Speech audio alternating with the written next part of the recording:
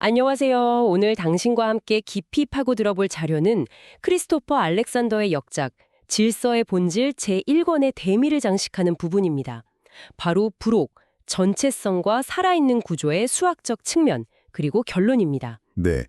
이 책을 그냥 건축 디자인에 관한 책이라고만 생각하시면 좀 곤란합니다. 그렇죠. 알렉산더는 생명이란 과연 무엇인가? 그리고 그 생명이라는 게 어떻게 건물이나 카펫, 심지어 길거리의 보도블록 같은 이런 평범한 사물 속에 깃들 수 있는가? 아주 근본적인 질문을 던지거든요. 맞아요. 보통 생명하면 생물학을 떠올리는데 이걸 수학이라는 가장 차갑고 엄밀한 언어로 정의하겠다. 이 시도 자체가 정말 대담하게 느껴져요. 네. 오늘 우리의 임무는 바로 이 복잡하고 심오한 개념이 대체 뭘 의미하는지 그 실체를 함께 파헤쳐보는 겁니다. 어쩌면 건축을 넘어서 우리가 세상을 인식하는 방식 자체에 대한 이야기가 될지도 모르겠네요. 자, 그럼 한번 시작해볼까요? 좋습니다. 좋습니다. 한번 풀어보죠. 부록 1의 제목이 전체성, wholeness의 정의인데요. 알렉산더는 이 전체성이 눈에 보이지는 않지만 물리적 공간 어디에나 존재하는 실체라고 주장합니다. 이 손에 잡히지 않는 개념을 어떻게 설명하기 시작하나요? 아주 직관적이고 공감하기 쉬운 비유로 시작해요. 바로 사과입니다. 사과요. 네, 우리는 온전한 사과 한 개가 반으로 쪼개진 사과보다 더 하나로 똘똘 뭉쳐있다. 즉, 응집성이 높다고 자연스럽게 느끼잖아요. 사과 씨도 그 자체로 완결된 하나의 응집성을 가지고 있죠. 반면에 사과 껍질, 과육 조각, 씨앗 몇 개를 그냥 마구 섞어 놓으면 그건 그냥 파편들의 모음일 뿐이고요. 그렇죠. 어떤 강한 형태나 구조를 느끼기 어렵죠. 네. 바로 그 지점입니다. 알렉산더는 이 응집성이야말로 이 책 전체를 관통하는 핵심 개념, 즉 생명, 라이프의 본질이라고 말합니다. 어떤 것이 더 살아있다고 느끼는 우리의 감각은 사실 그 대상이 가진 구조적 응집성의 정도를 우리가 무의식적으로 인지하는 과정이라는 거죠. 잠깐만요. 응집성이 높다는 건 이해가 가는데 그걸 바로 생명이라고 부르는 건 너무 큰 도약 아닌가요?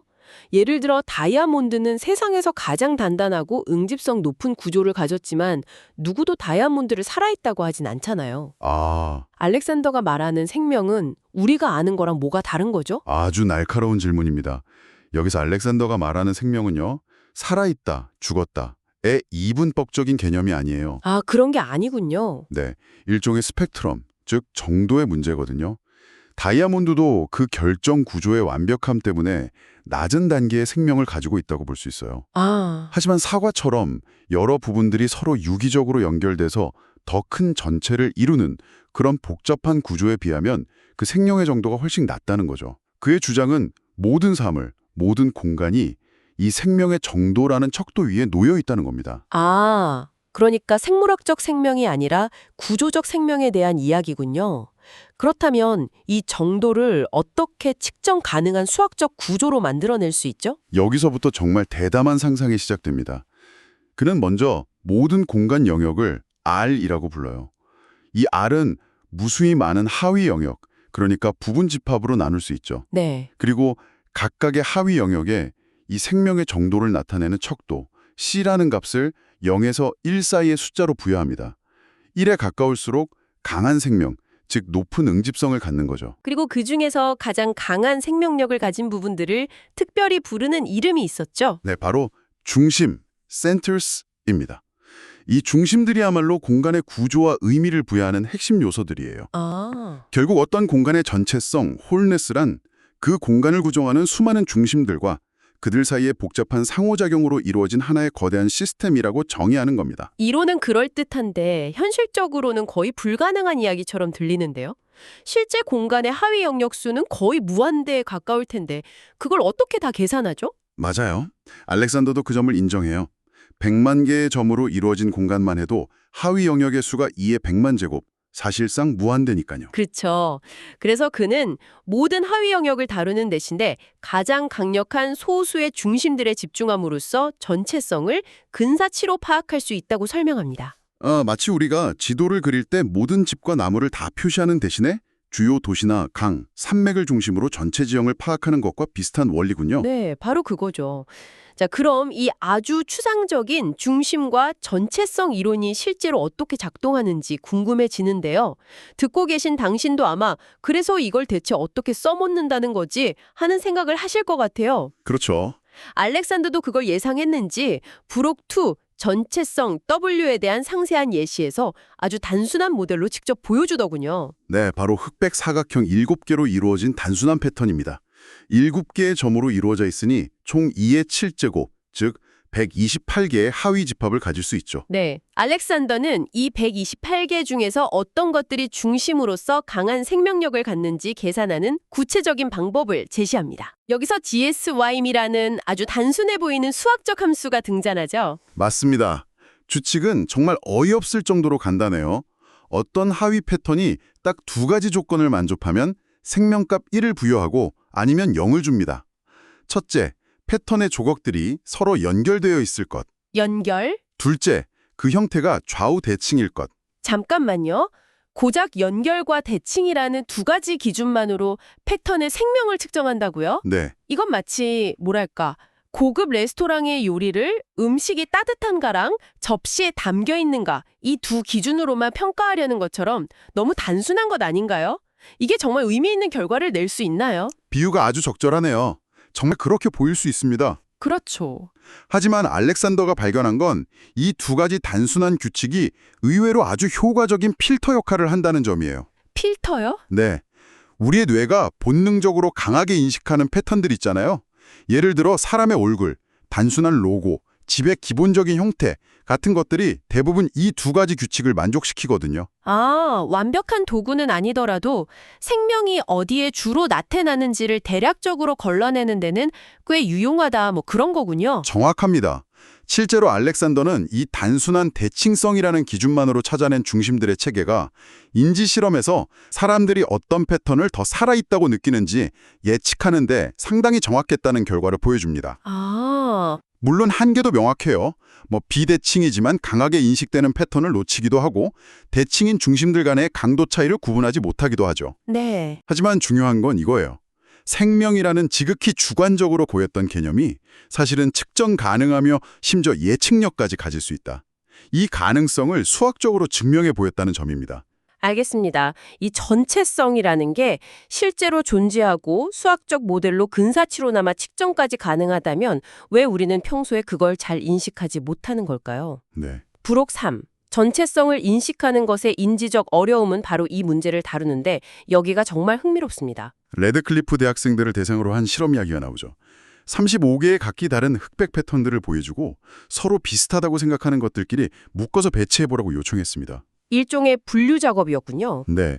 그런데 실험 결과 뚜렷하게 구분되는 2가지 방식의 그룹화가 나타났어요. 첫 번째 방식은 패턴을 왼쪽에서 오른쪽으로 마치 글을 읽듯이 순서에 따라 분류하는 순차적 방식입니다. 순차적이요? 네. 검검으로 시작하는 패턴, 검흰으로 시작하는 패턴 이런 식으로요. 도서관에서 책을 가나다 순으로 정리하는 것과 아주 비슷하죠. 잠깐만요. 순차적으로 분류했다고요? 패턴의 전체적인 모양은 전혀 보지 않고 그냥 첫 번째 칸, 두 번째 칸의 색깔만 보고 기계적으로 나눴다는 건가요? 맞습니다. 그림을 볼 때 그렇게 보는 사람이 있나요? 그건 좀 로봇 같잖아요. 바로 그겁니다. 그게 바로 기계적이고 분석적인 방식이죠. 그리고 2번째 방식이 있었습니다. 패턴의 전반적인 형태나 구조, 리듬 같은 전체적인 느낌에 따라 분류하는 방식이었어요. 아, 뭐랄까 스타카토 느낌의 패턴, 느리고 유장한 느낌의 패턴 이런 식으로요. 네, 맞아요. 예를 들어 그런 식이죠. 이것이 바로 전체성에 기반한 분류입니다. 결과가 정말 궁금한데요. 고등교육을 받은 그 학생들의 80%가 설마 첫 번째 방식을 썼다는 건가요? 충격적이게도 그렇습니다. 80%가 순차적 방식을 사용했어요. 와, 패턴이 가진 전체적인 형태와 구조, 다시 말해 전체성을 완전히 무시한 겁니다. 세상에. 더 흥미로운 사실은 다른 비공식 실험에서 어린이나 지적장애가 있는 사람들은 오히려 아주 자연스럽게 2번째 방식, 즉 전체성을 보고 묶는 경향을 보였다는 겁니다. 이건 정말 소름 돋는 이야기네요. 우리가 침송하는 능력들, 분석적 사고, 논리적 순서 같은 것들이 오히려 우리 눈을 멀게 하고 있다는 뜻이잖아요. 그렇죠. 마치 스크린의 개별 픽셀을 너무 열심히 들여다보도록 훈련받은 나머지 정작 스크린에 어떤 그림이 떠 있는지는 보지 못하게 된 것처럼요. 알렉산더는 단호하게 그렇다고 주장합니다. 우리가 에세이를 쓸 때 엄격한 개요에 따라 쓰도록 배우고 수학 문제를 단계별로 풀도록 훈련받는 과정 자체가 세상을 전체로서 파악하는 더 자연스럽고 인간적인 방식을 체계적으로 해체시킨다는 거죠. 그리고 이것이 바로 현대 건축이 주변 환경의 전체성을 파괴하며 끔찍한 부조화를 일으키는 근본 원인이라고 진단합니다. 갑자기 90년대에 유행했던 매직아이 토스터가 생각나네요. 매직아이요. 네, 그 숨겨진 3D 이미지를 보려면 눈에 힘을 주고 분석적으로 쳐다보면 절대 안 됐잖아요. 맞아요. 오히려 눈에 초점을 풀고 멍하니 그림 전체가 시야에 들어오게 놔둬야 이미지가 떠올랐죠. 초점을 맞추려고 애쓰는 순간 이미지는 사라져버렸고요. 알렉산더가 말하는 게 바로 그런 매직아이 같은 접근법이 필요한데 우리가 그걸 잃어버렸다는 거군요. 와, 정말 완벽한 비유입니다. 알렉산더가 들었다면 아주 좋아했을 거예요. 하하. 그는 이 잃어버린 능력을 되찾기 위한 훈련법도 실험하는데 말씀하신 매직아이 원리와 똑같은 방법만이 유일하게 효과가 있었어요. 복잡한 화면을 단 1초만 보여주고 특정 패턴을 찾게 하는 거였죠. 1초만에요? 분석할 시간이 전혀 없겠네요. 그렇죠. 그 극한의 상황에서 참가자들은 살아남기 위해 다른 전략, 즉 초점을 흐린 채 화면 전체를 수동적으로 한 번에 받아들이는 인식 상태를 강제적으로 사용하게 된 겁니다.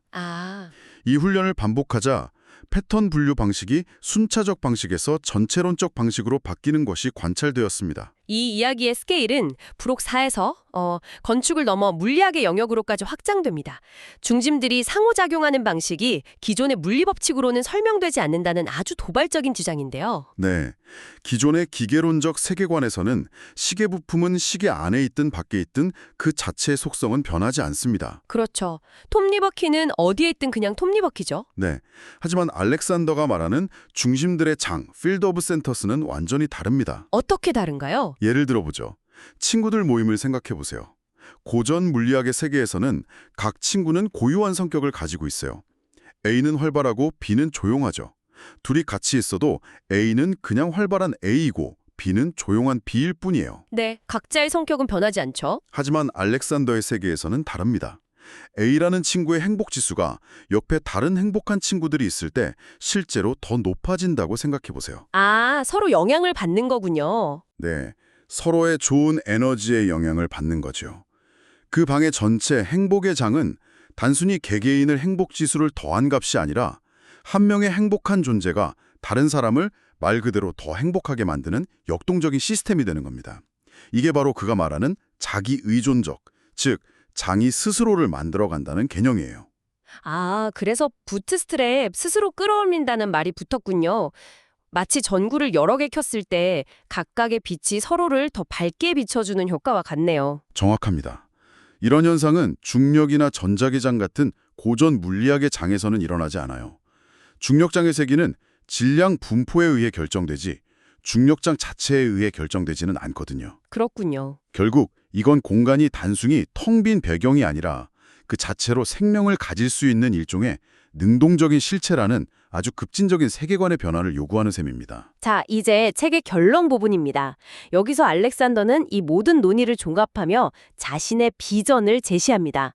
그가 제시한 전체성과 살아있는 구조의 개념이야말로 지난 100년간 길을 잃었던 건축에 새로운 토대를 제공할 수 있다고 강력하게 역설하죠. 그는 현대 건축이 길을 잃은 이유가 무엇이 좋은 것인지에 대한 합의 가능한 기준이 없었기 때문이라고 지적합니다. 기준의 부재. 네, 모더니즘, 포스트모더니즘 같은 수많은 주의들이 있었지만 그것들은 대부분 디자이너 개인의 취향이나 권력, 유행하는 이미지에 기반했을 뿐이었죠. 무엇이 본질적으로 더 나은지에 대한 이성적인 논의는 회피해왔다는 거고요. 그 공허함을 채울 객관적인 기준으로 살아있는 구조의 정도, 즉 생명을 제시하는 거군요. 그렇습니다. 어떤 공간에 살아있는 구조가 더 많이 존재하는지는 지극히 개인적인 취향의 문제가 아니라 우리의 직관과 경험을 통해 그리고 그가 제시한 이론적 틀을 통해 객관적으로 판단할 수 있는 사실의 문제라고 주장합니다. 생명은 돌, 콘크리트, 방, 정원 같은 무생물에도 깃들 수 있는 공간 자체의 수학적 속성이니까요. 그렇다면 건축가나 집을 짓는 우리 같은 시민들의 임무는 단순히 기능적인 건물을 짓는 것을 넘어 우리를 둘러싼 공간의 구조 자체에 생명을 창조하고 더하는 일이 되겠군요. 바로 그것이 결론의 핵심입니다. 우리의 임무는 공기와 돌, 방과 정원의 구조 속에 생명을 불어넣는 것이고, 이는 단순한 시적 표현이 아니라 세상에 어떻게 만들어져야 하는지에 대한 새로운 물리적 개념이라는 겁니다. 오늘 우리가 함께 살펴본 내용은 정말 거대하네요. 공간이 단지 살아있는 것들을 담는 수동적인 그릇이 아니라 공간 자체가 다양한 정도로 생명을 가질 수 있다는 혁신적인 관점. 네, 수학적 정의에서부터 인지실험, 그리고 새로운 물리 법칙의 필요성에 이르기까지 알렉산더의 생각은 건축이라는 울타리를 훌쩍 뛰어넘어 우리가 세상을 이해하는 방식 자체에 도전하고 있습니다. 마지막으로 당신에게 생각해 볼 거리를 하나 남겨드리고 싶습니다. 알렉산더는 이 살아있는 구조가 우리 자신의 가장 깊은 자아, 심지어 우리의 자유와도 연결되어 있다고 암시합니다. 만약 우리가 매일 살아가는 공간이 정말로 살아있거나 혹은 죽어있을 수 있다면 생명력이 결여된 공간에 둘러싸여 사는 것은 우리 자신에게 어떤 의미일까요? 우리가 이 새로운 렌즈를 통해 세상을 보고 또 만들기 시작한다면 과연 무엇이 달라질 수 있을까요?